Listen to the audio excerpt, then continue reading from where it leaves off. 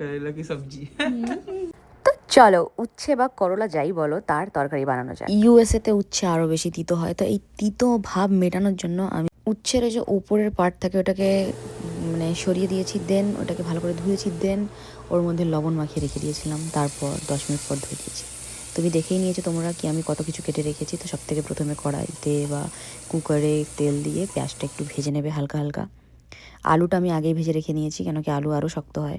তারপর দিয়ে দিয়েছি পেঁয়াজের মধ্যে করলা, ধনের গুঁড়ো আর লবণ আর লঙ্কার গুঁড়ো। দেন আমি একটু ঢেকে রেখেছিলাম।